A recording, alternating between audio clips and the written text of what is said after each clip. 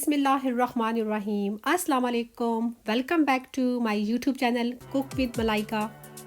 तो क्या हाल चाल हैं आप सबके और कैसे हैं आप सब। तो आज हम बनाएंगे बहुत ही ज़बरदस्त किस्म का जायकेदार अरवी गोश्त। रेसिपी को स्टार्ट करने से पहले अगर आपको मेरी रेसिपीज अच्छी लगती है तो इसको लाइक शेयर और मेरे चैनल को सब्सक्राइब ज़रूर कीजिएगा और साथ जो है ना बेल आइकन उसको ज़रूर प्रेस करना है, क्योंकि उसको प्रेस करने से मैं जब भी अपनी वीडियो अपलोड करूँगी आपको देखने को सबसे पहले मिलेगी। तो चलें फिर स्टार्ट करते हैं। सबसे पहले हमें चाहिए होगी अरवी, और ये मैंने तकरीबन 200 ग्राम ले ली है। और जब भी आप अरवी बाय करें तो आप कोशिश करें कि एक जैसे पीसेस उठाएं, क्योंकि जो छोटे पीसेस होते हैं वो जल्दी गल जाते हैं, जो बड़े बड़े पीसेस होते हैं अरवी के वो उनको थोड़ा टाइम लगता है गलने में। तो इसलिए बेहतर है कि आप एक जैसे ही साइज़ के पीस उठाएं। और जो छोटे साइज़ की जो अरवी होती है ना, उसका टेस्ट और जायका बहुत ही अच्छा होता है। और हमारी जितनी भी अरवी है इन सबको हम जो है छिलका इसका उतार लेंगे। बहुत ही आसानी से आराम से इसका जो छिलका है पील ऑफ हो जाता है।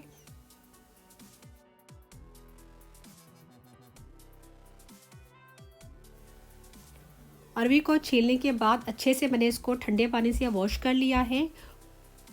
अरवी को हम दरमियान में से कट लगा लेंगे, बस इतना।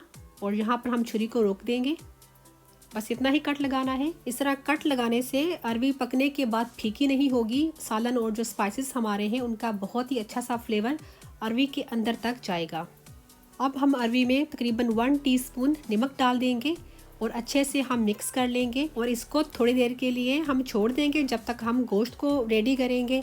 नमक डालने से ये होता है कि अरवी में एक लेस सी होती है और सालन में थोड़ी जो ना अच्छी नहीं लगती।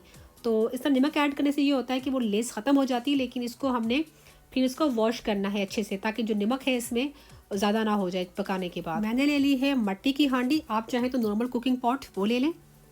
1 कप मैंने ले लिया है कुकिंग ऑयल, आप चाहें तो घी भी इस्तेमाल कर सकते हैं। और जो ऑयल है आप इसकी मिकदार को ज़्यादा कम कर सकते हैं। कुछ लोग सोच रहे होंगे कि मैं बहुत ज़्यादा कुकिंग ऑयल इस्तेमाल कर रही हूँ। तुसा ने तेल चोखा पाना है थोड़ा पाना है, यह तुसा दी अपनी मर्जी है, तुसा दे अपने हथे विच है। एक मीडियम प्याज ले लिया है, उसको मैंने इस तरह स्लाइस में काट लिया है और ये हम इस ऑयल में ऐड कर लेंगे। अच्छे से मिक्स कर लेंगे और हम साथ ही इसमें ऐड करेंगे कुछ खड़ा गर्म मसाला, 1/2 टीस्पून सफ़ेद ज़ीरा और 5 अदद लौंगे ले ली हैं और 1/2 टीस्पून काली मिर्चें साबित। और अब हमने इकट्ठा इन चीज़ों को पका लेना है। ज़्यादा हमने इसका कलर नहीं चेंज करना, हल्का सा हमने इसको सिर्फ सोते करना है।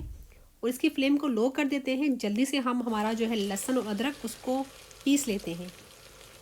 और ये देखिए यहाँ मैंने थोड़ा सारा लहसुन और थोड़ा सारा मैंने अदरक ले लिया है। तो हम इन दोनों चीज़ों को क्या करना है चंगी तरह से इन्होंने कुटना है। ठीक है, चंगी तरह कुटना है। अगर आप चाहें तो आप इसको मशीन में भी कर सकते हैं, लेकिन मैं थोड़ा सारा है कि मैं मशीन करना तो जो मैनू ग्राइंड करा तो फिर बाद मशीन भी तो वो जरा ईजी काम है। ये देख सकते हैं जो प्याज है उनका कलर बिल्कुल भी चेंज नहीं हुआ। और इसमें हम जो हमारा कुटा हुआ अदरक लहसुन है वो डाल देंगे, तकरीबन 1 टेबलस्पून भरकर है ये। और इसको तकरीबन 1 से 2 मिनट पका लेंगे ताकि कच्चापन जो होता है लहसुन अदरक का वो ख़त्म हो जाए। ओ माय गॉड, बहुत ही अच्छी खुशबू आ रही है इस वक्त, यकीन करें। एक तो देसी स्टाइल में हम मट्टी की हांडी में बना रहे हैं, ना ही पूछें। अब हम इसमें ऐड करेंगे गोश्त, और ये मेरे पास मटन का गोश्त है। इसको मैंने अच्छे से वॉश कर लिया है, तकरीबन मेरे पास 1/2 किलो है। और विद मैंने बोन ले लिया है, अगर आप चाहें तो विदाउट बोन भी इस्तेमाल कर सकते हैं।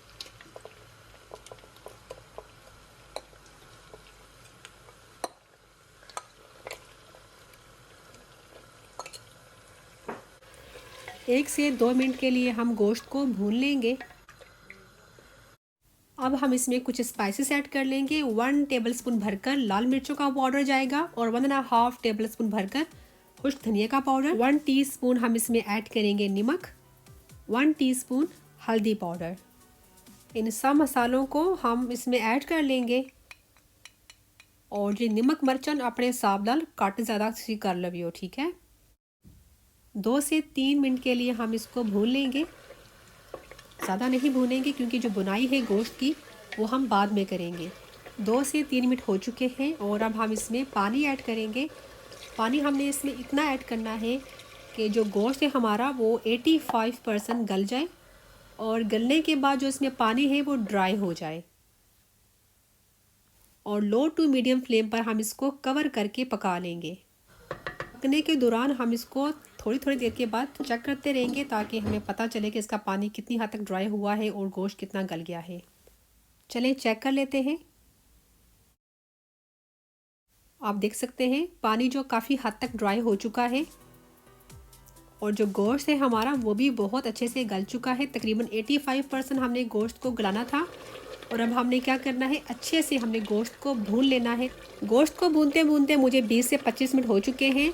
और देखिए हमने कितने अच्छे से गोश्त को भून लिया है। अगर हमने 100% गोश्त को गला दिया होता तो हम इतने अच्छे से गोश्त को ना भून सकते। अब हम इसमें अरबी डाल देंगे और अरबी को जो हमने ना नमक वाले पानी में रखा हुआ था भिगोकर, तो अरबी को अच्छे से हमने पानी से धो लेना है पहले, ठीक है। अब अच्छे से मिक्स कर लेंगे। अरबी को भी हम 1 से 2 मिनट के लिए गोश्त के साथ अच्छे से भून लेंगे। अब हम इसमें तकरीबन 5 to 6 टेबल स्पून जो है ना योगर्ट ऐड कर लेंगे। हमने इसमें टमाटर बिल्कुल भी ऐड नहीं किए है। अरबी गोश्त में जो योगर्ट है उसका टेस्ट बहुत ही अच्छा आता है और एक तो ग्रेवी इसकी बहुत अच्छी बनती है। 2 से 3 मिनट के लिए भून लेंगे क्योंकि हमने इसमें योगर्ट ऐड किया हुआ है।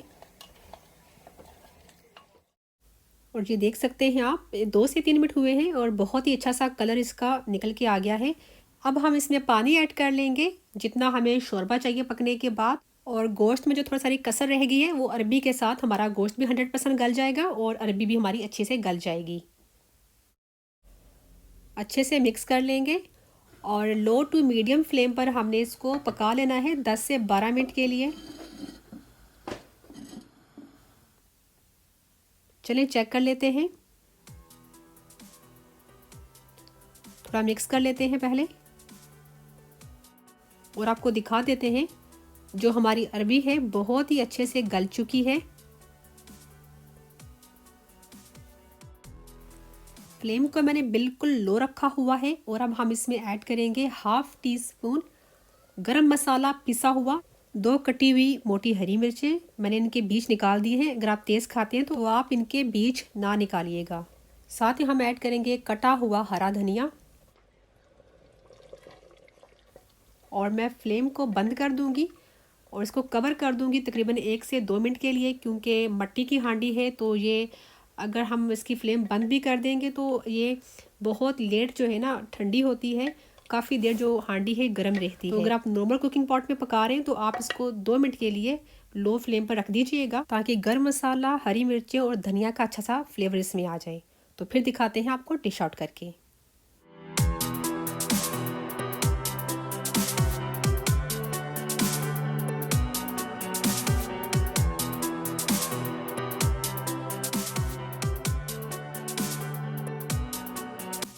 तो लीजिए फ्रेंड्स, हमारा ज़बरदस्त किस्म का अरबी गोश्त हो चुका है रेडी।